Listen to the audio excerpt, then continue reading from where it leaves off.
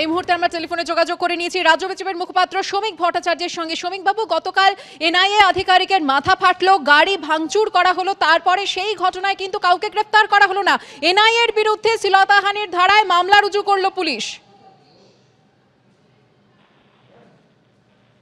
তদন্তের সুর আগেই বেঁধে দিয়েছেন মমতা বন্দ্যোপাধ্যায়।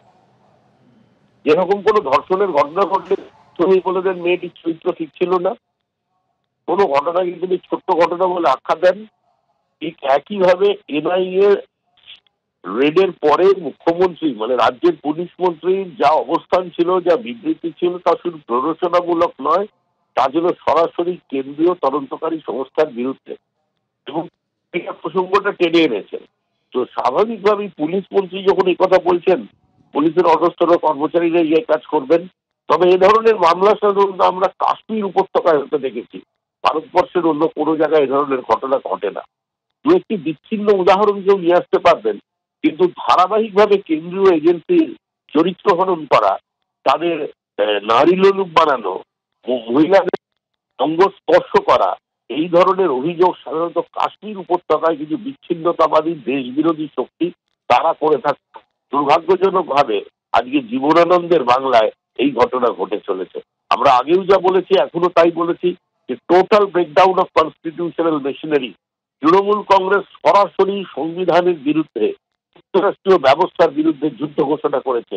কেন সরকারটা টিকে আছে, এটাই আজকে সাংবিধানিক আমাদের সবচেয়ে বড় প্রশ্ন। আমরা আবার বলছি, মানুষ চাইছে এই সরকারকে ভেঙে দেওয়ার দরকার, কিন্তু 355 ধারা ছাড়া এই রাজ্যে আগামী 3 মাস মানুষকে সুস্থভাবে বাঁচিয়ে রাখা যাবে না। 355 ধারা প্রয়োগের প্রয়োজন। এইটা বিজেপির দাবি নয়, এটা পশ্চিমবঙ্গের রাজনীতি সচেতন মানুষ, শিক্ষিত মানুষ, পশ্চিমবঙ্গের সুশীল সমাজ, পশ্চিমবঙ্গের স্কুল পড়ুয়া আজকে গলি থেকে রাজপথ পর্যন্ত এই চর্চায় তারা করছে যে কেন সরকারটা আছে, কেন এখনো পুলিশের ক্ষমতা অন্য কেউ নিয়ে নেয়নি। ধন্যবাদ শ্রমিক বাবু। গতকালই প্রকাশ্য জনসভায় মুখ্যমন্ত্রী মমতা বন্দ্যোপাধ্যায় তিনি বলেছিলেন যে এই হামলা মেয়েরা করেনি, এই হামলা এনআইএ করেছে। কি বলেছিলেন তিনি গতকাল, শোনাবো। কালকেও ভূপতিনগরে হামলা হয়েছে, হামলাটা কে করেছে? হামলাটা মেয়েরা করেনি, হামলাটা করেছে এনআইএ। মধ্যরাতে গিয়ে যদি মহিলার বাড়িতে গিয়ে অত্যাচার করে, গ্রামে ঢুকে গিয়ে অত্যাচার করে, তা মহিলারা কি করবে? শাখা মালা পরে বসে থাকবে না মাথায় ওড়না দিয়ে বসে থাকবে? তারা তাদের রক্ষা করবে না, তাদের ইজ্জত, তাদের সম্মান। ইলেকশন কমিশনকে দিয়ে আমরা চাই ইম্পার্শিয়ালি কাজ করুক। আমরা বিজেপি ইলেকশন কমিশন চাই না। রাজ্যের অফিসারদের চেঞ্জ করে দেবে। অত্যাচারী ইডিকে কেন চেঞ্জ করবে না? অত্যাচারী সিবিআই কে কেন চেঞ্জ করবে না?